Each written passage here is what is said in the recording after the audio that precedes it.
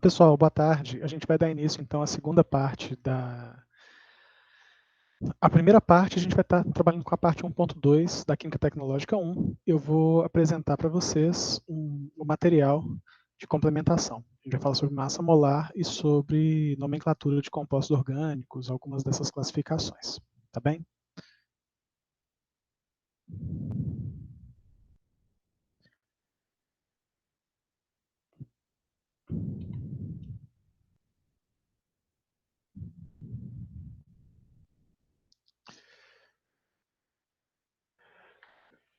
Ah,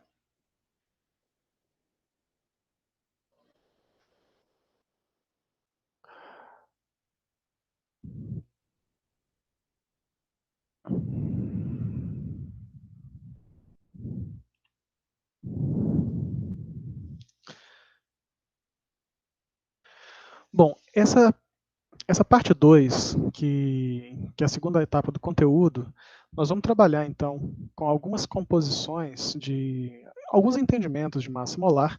Talvez um dos principais entendimentos seja o princípio de Avogadro.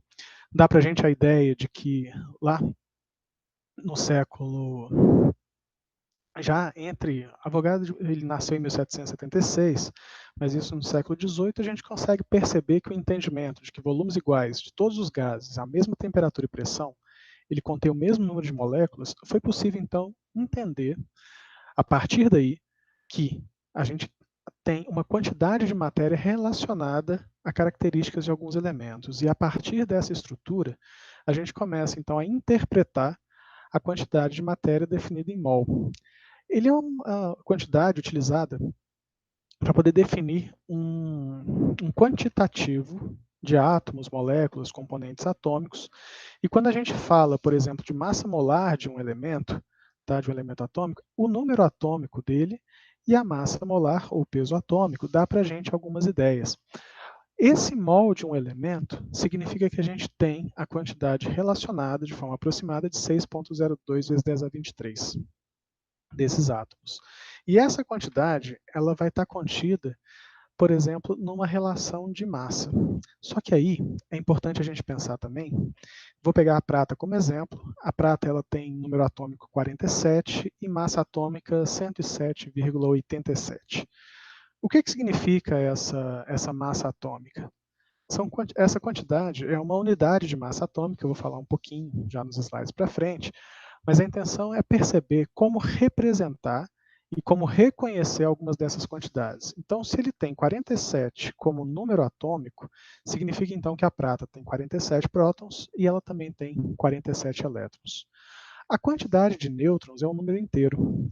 E aí a gente percebe que se a gente fizer a diferença da massa atômica pela quantidade de prótons, eu tenho a quantidade de nêutrons e esse número passa a não ser um número inteiro.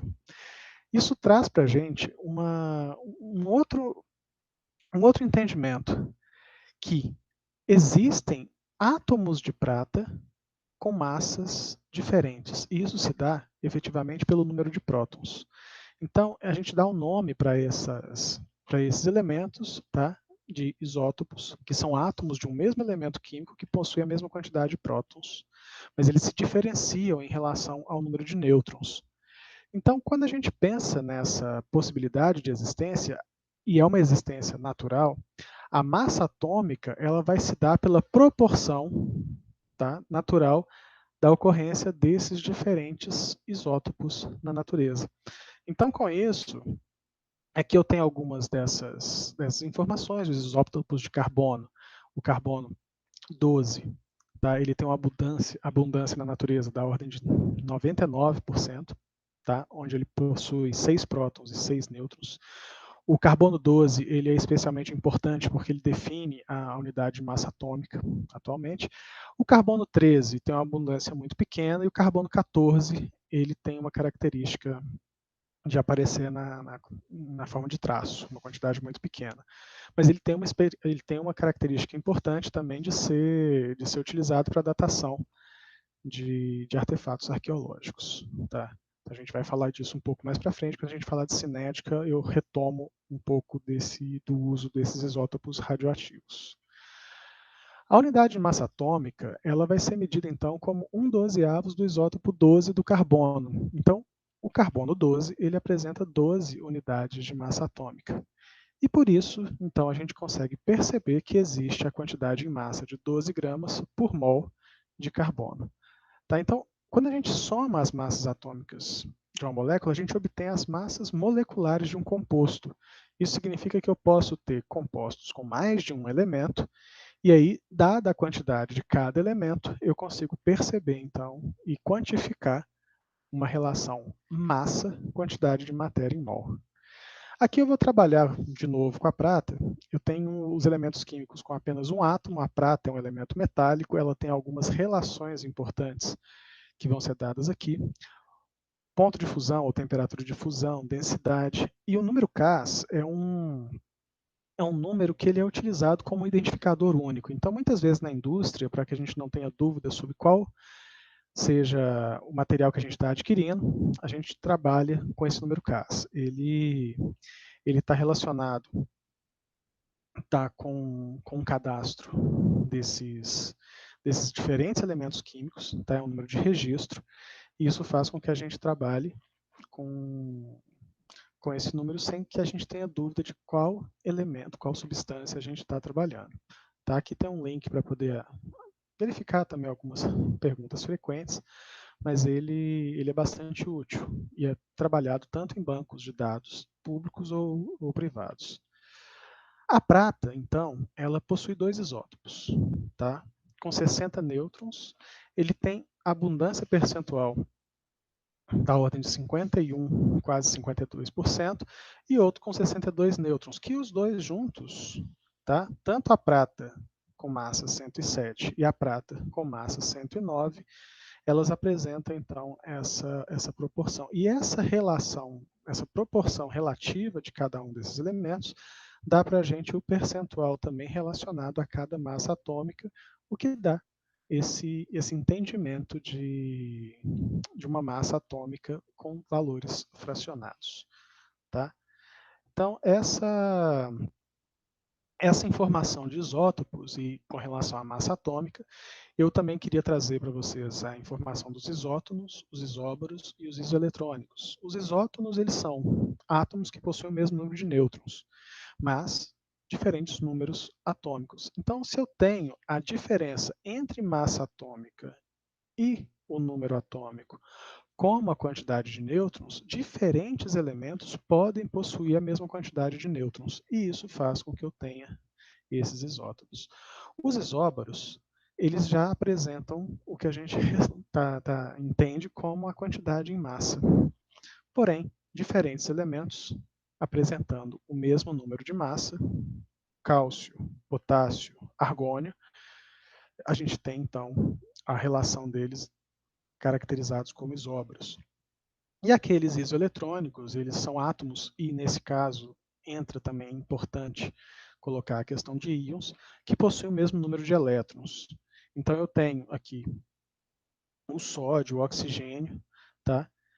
E como exemplos de isoeletrônicos.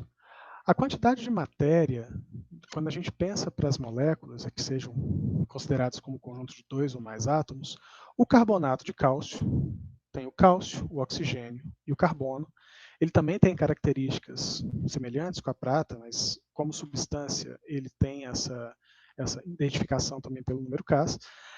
Ele, na natureza, ele é comum, encontrado na forma da calcita ou aragonita, isso quando ele está puro, e na forma de dolomita, quando ele se forma um carbonato duplo, na presença tanto dos íons cálcio quanto magnésio, tá? Que são os principais componentes do calcário. E quando a gente começa a trabalhar isso, é importante a gente pensar que como que a gente então define a massa atômica, tá? Desse carbonato de cálcio. Eu preciso identificar na fórmula química cálcio, carbono e oxigênio, a quantidade de cada um desses elementos. A massa atômica está relacionada com valores extraídos da tabela periódica, e com isso eu vou somar os valores relacionados à quantidade relativa de cada um desses elementos. Então, a massa molar do carbonato de cálcio, tá, ela assume um valor de 100,1 grama por cada quantidade molar.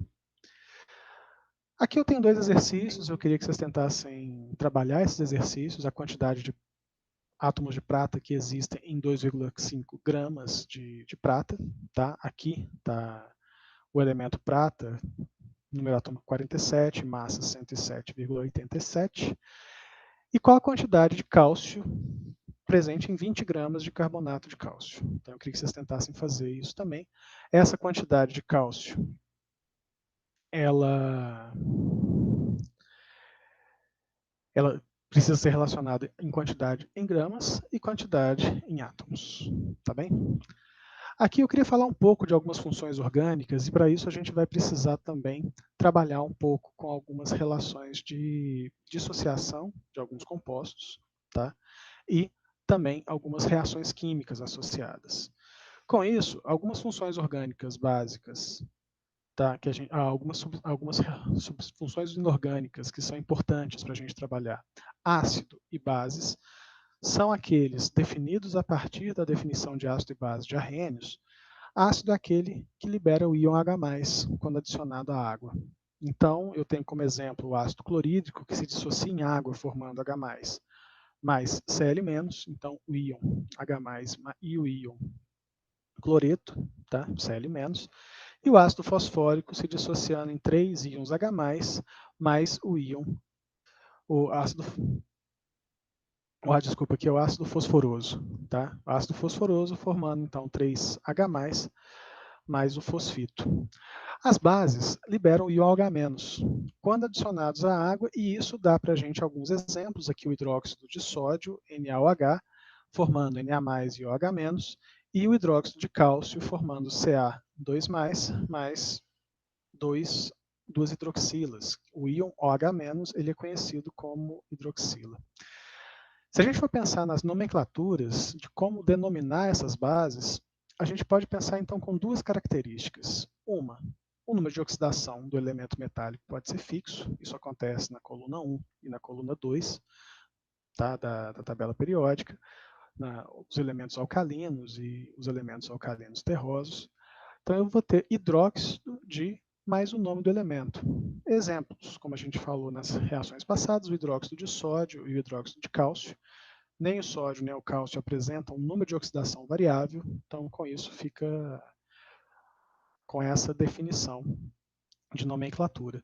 Os elementos metálicos com número de oxidação variável, eles já apresentam características de sufixos, dependendo do número de oxidação.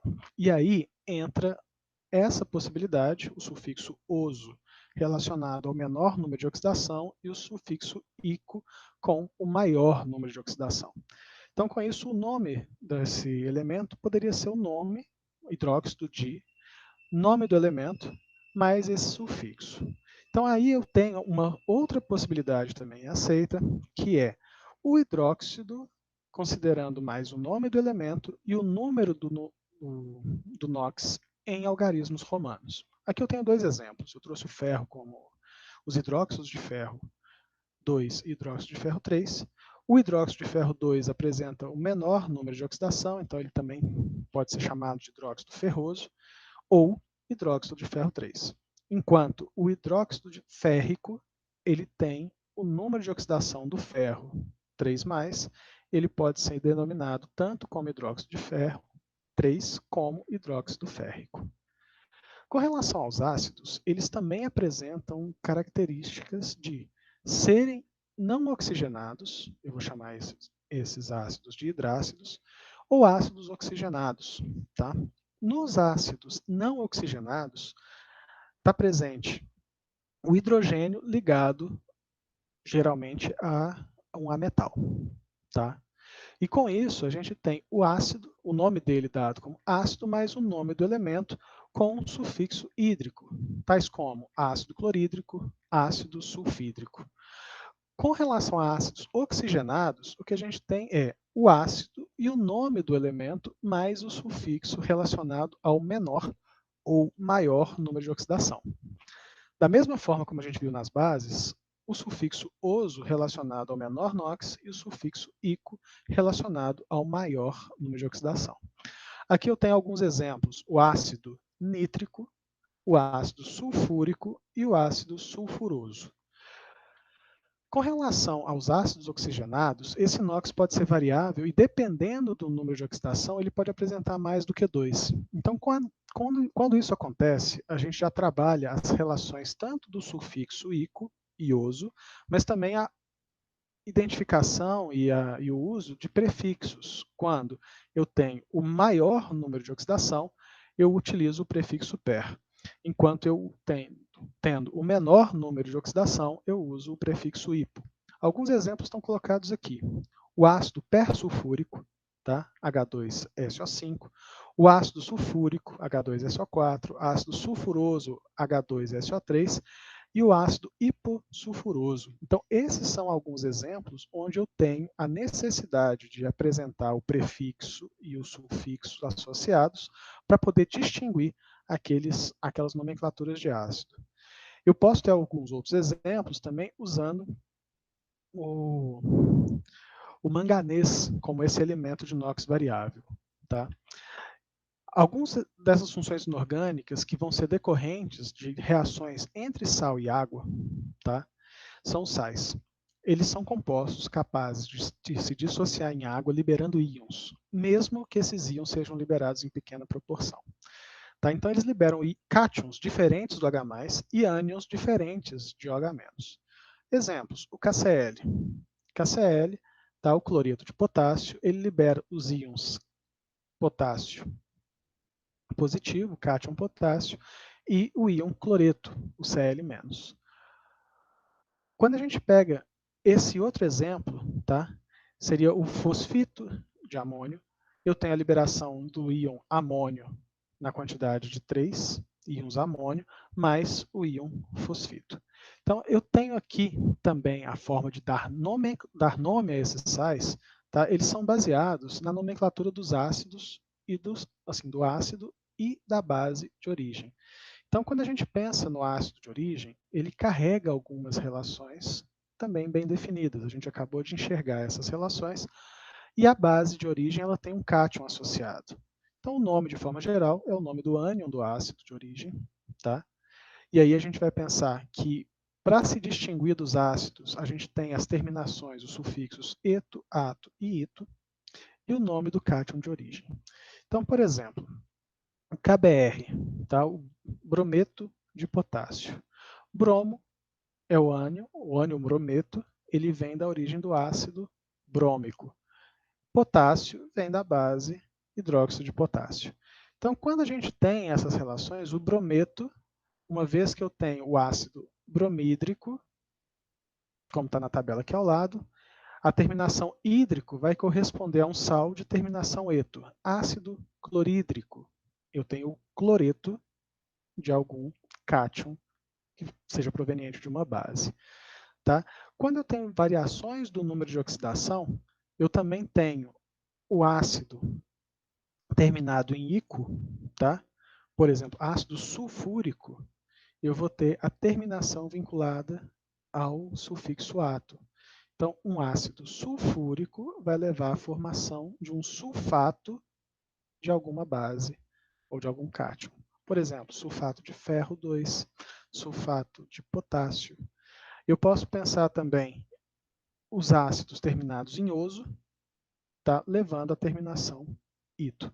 Aqui tem alguns exemplos dessas relações. O LiCO4 é o perclorato de lítio.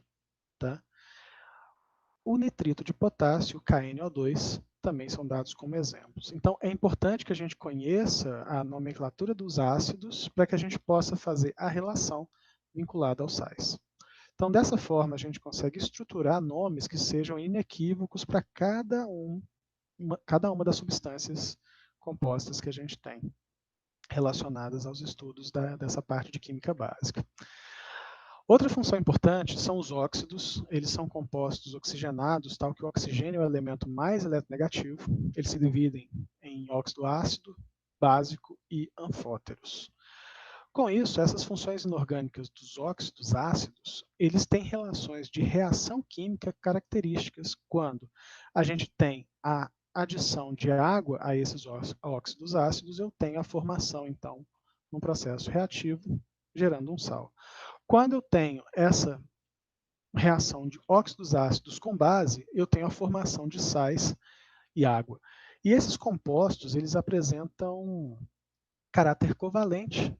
Muitas vezes eles são solúveis em água, tá? Porque eles promovem essa reação, promovendo a solubilização desse sal, tá? E são compostos, em geral, por ametais. Aqui eu tenho vários exemplos, o dióxido de carbono, o dióxido de enxofre, tá?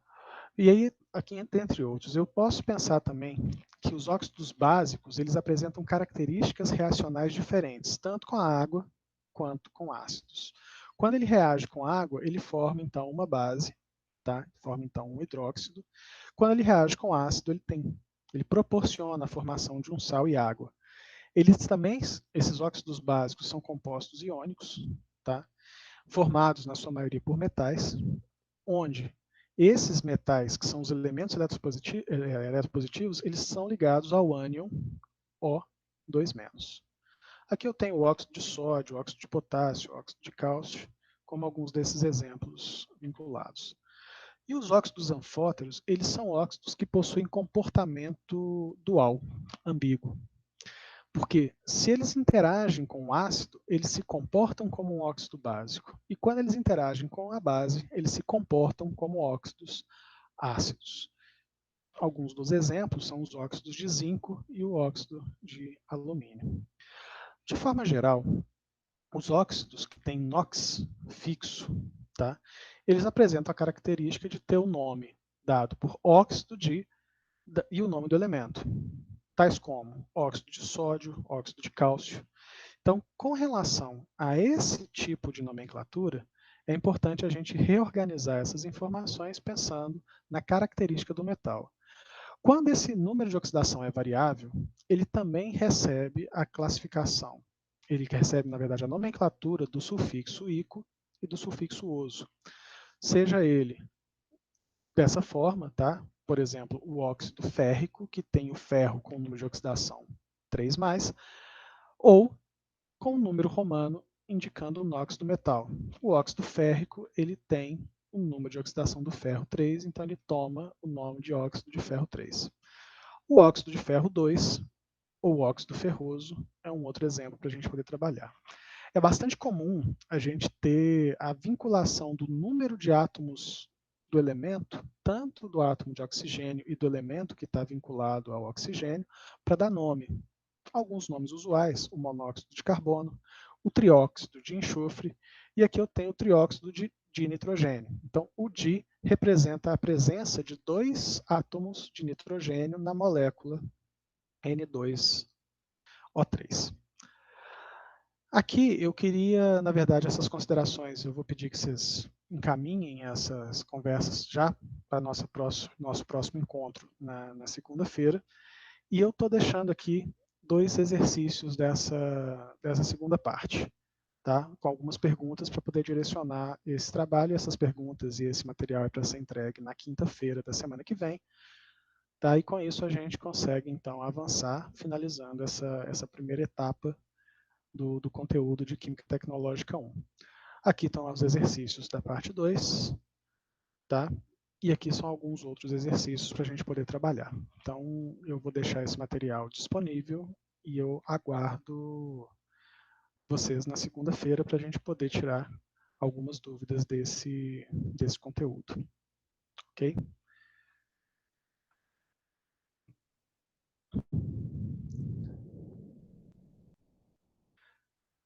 Pessoal, com isso, a gente finaliza esse encontro de hoje e eu vou deixar com vocês esse material para poder ser trabalhado com todo mundo. Tá? Uma ótima tarde e um excelente trabalho. Até mais.